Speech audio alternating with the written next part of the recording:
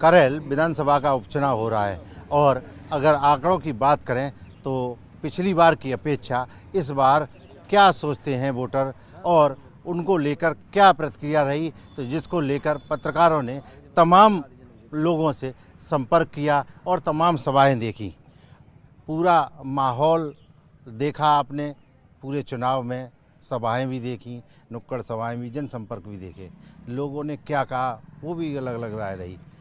क्या देख रहे हैं कि इस बार इस चुनाव में ऐसा क्या है, चूँकि भाजपा सपा दोनों ही दावा कर रही हैं। देखिए, ये चुनाव जो है एक ऐसा पहली बार करेल में हो रहा है जब सैपई परिवार, रिश्तेदार और घर के लोग आमने सामने, मतलब फूफा और भतीजे। तो सबसे इंटरेस्टिंग बात तो यही है। और कहीं ना कहीं जैसे अनुजेश प्रताप जो कि धर्मेंद्र यादव की बहन हुई है, इस क्षेत्र में जैसे जिस जगह पे हम लोग खड़े हुए हैं, यहाँ तक उन्होंने काफ़ी, उनकी माँ जो विधायक रही हैं 2 बार, तो ये क्षेत्र उसमें उस समय घिरोर विधानसभा हुआ करती थी, उसी में आता है ये। तो काफ़ी पुरानी पकड़ है उनकी। तो यहाँ तक तो देखा जाए इस इलाके में, जैसे घिरोर को करेल विधानसभा को हम लोग 2 भागों में बांट लेते हैं। अगर करेल का प्रॉपर वो एरिया देखा जाए उस साइड का, तो वहाँ समाजवादी पार्टी मजबूत नज़र आती। लेकिन अगर इधर घिरोर की साइड में जाए तो इधर जो है भारतीय जनता पार्टी मजबूत नज़र आती है। अब रही बात, इसमें सबसे बड़ा फैक्टर है साक्य, जो कि दूसरे नंबर पे आता है। साक्य जिधर मूव हो जाएगा उधर उसका पल्ला भारी हो जाएगा।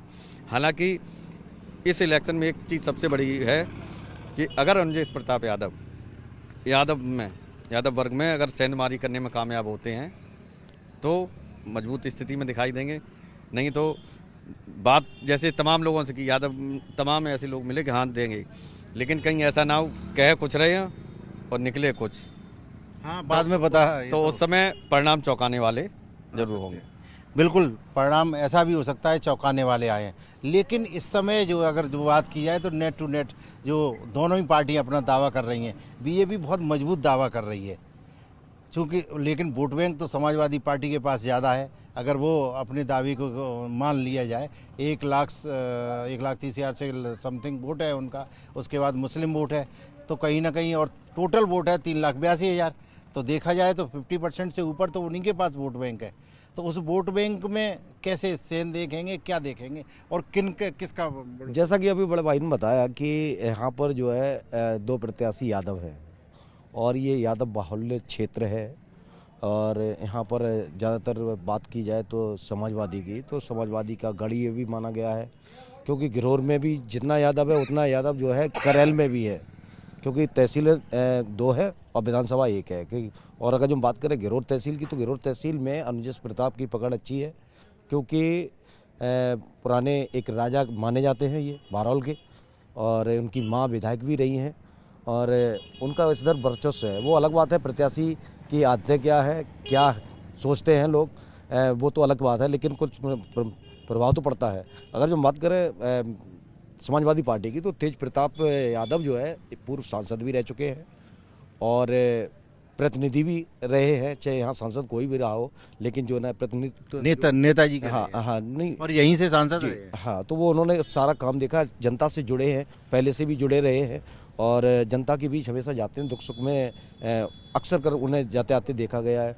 और बात का जो करें तो यहाँ पर समाजवादी पार्टी ने इतनी मेहनत की है लोगों को रिझाने के लिए, क्योंकि यहाँ 2 यादव हैं, तो यादवों में भी बड़ा मेहनत की है। अन्य जो पिछली बार जो चुनाव था उसमें इतनी मेहनत नज़र नहीं आई, लेकिन इस बार मैं बता रहा हूँ क्योंकि इन लोगों ने जो एक पीडीए जो बनाया है उसका बहुत बड़ा इफेक्ट है, क्योंकि पीडीए में अगड़े भी जुड़े हैं, पिछड़े भी जुड़े हैं, दलित भी जुड़े हैं, मतलब सभी समाज को उन्होंने। लेकिन फिर इतनी मेहनत क्यों? अगर ये अब एक पिछड़े और नहीं, एक बात आती है कि यहाँ पर जो आज जो देखने को मिला है, आज क्योंकि मतदान हो रहा है और अब लोगों 45% से ऊपर मतदान हो चुका है अब तक, और कुछ घंटे और बाकी बचे हैं जो मतदान खत्म होने में। वोटर परसेंटेज बढ़ेगा नहीं लगता है? नहीं बढ़े, हो सकता है 1-2% और बढ़ जाए, लेकिन कुल मिला के अभी 45 हुआ है, तो हो सकता है 47-48 हो जाए।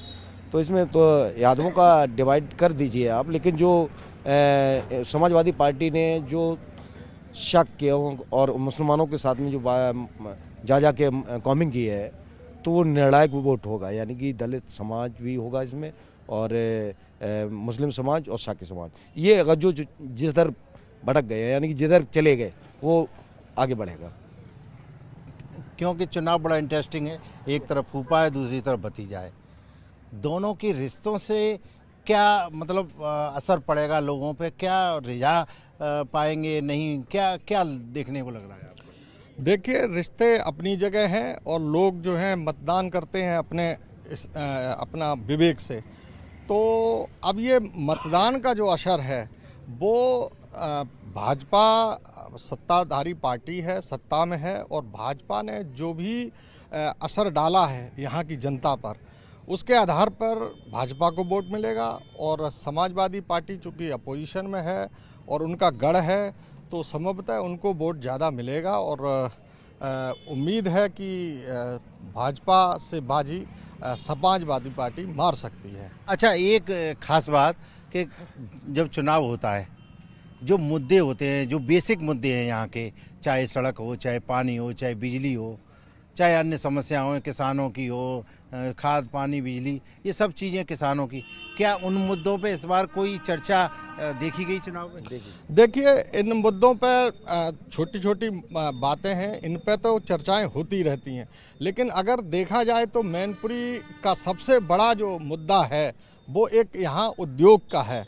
जो माननीय मुलायम सिंह यादव जब थे, उस समय देवेगौड़ा जो प्रधानमंत्री बने थे, उस समय से यहाँ एक चीनी मिल की बात चल रही थी, और तब से लेकर के चीनी मिल तो नहीं लग पाई। उसके बाद एक उद्योग की बात चली है, लेकिन आज तक किसी भी दल ने यहाँ पर कोई ऐसा उद्योग स्थापित नहीं किया है मैनपुरी में। जो वही तो मैं कहना चाह रहा हूँ कि क्या जो है, चाहे वो समाजवादी पार्टी के मंच पर रहा हो, चाहे भाजपा के, दोनों के बड़े बड़े नेता आए, उधर से अखिलेश यादव आए, इधर से मुख्यमंत्री खुद आए, तो मतलब ये इस तरीके की कोई बात लोगों में या उसमें से एक संदेश देने की कोशिश की गई क्या? ऐसा तो कुछ देखने को नहीं मिला है। जनता बस सड़क पानी बिजली में ही खुश हो जाती है और खाद में खुश हो जाती है, लेकिन यहाँ की जनता अधिकांश जो है जाति पर वोट पड़ता है। उत्तर प्रदेश में जैसे कि जाति का हमेशा पलड़ा जो है भारी रहता है, और यादव जो बाहुल क्षेत्र होने के कारण उनका जो है मतदाता ज़्यादा है, और इसी का वहाँ के लोगों को जो है फ़ायदा मिलता है, और इसलिए जो है अन्य कोई समीकरण जो है सही से सटीक बैठ नहीं पाते। बिल्कुल, जातिगत, अगर जातिगत वोट की बात करें तो सबसे ज़्यादा समाजवादी पार्टी मजबूत है।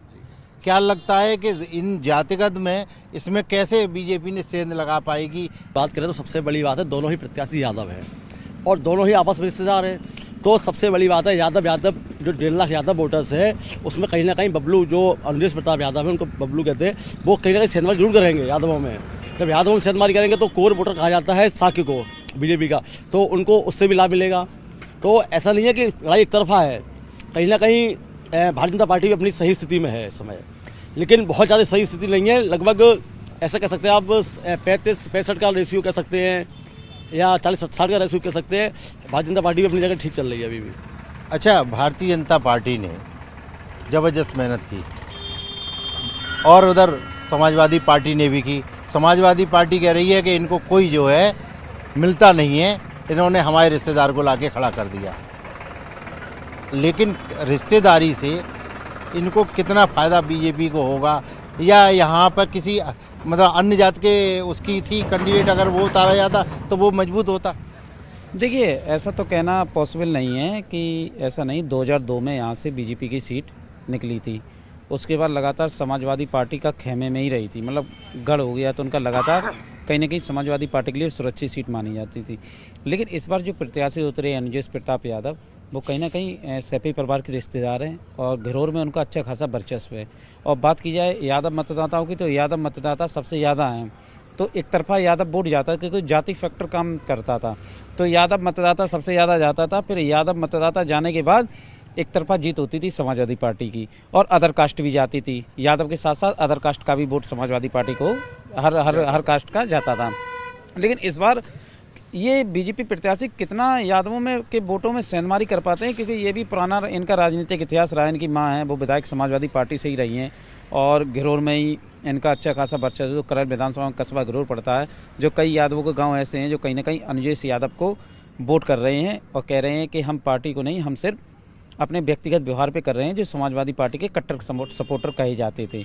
लेकिन इस बार हालांकि अब वोटर कितना सच बोलता है वो तो मतपेट का खुलने के बाद पता चलेगा। यहाँ का यादव झूठ बोल रहा है या वास्तविक बीजेपी में यहाँ के यादव ने वोट किया है, लेकिन देखने में यही लग रहा है। जी बिल्कुल, कहीं ना कहीं अगर बात की जाए तो जो सबसे बड़ा यहाँ मतदाता है वो यादव मतदाता है।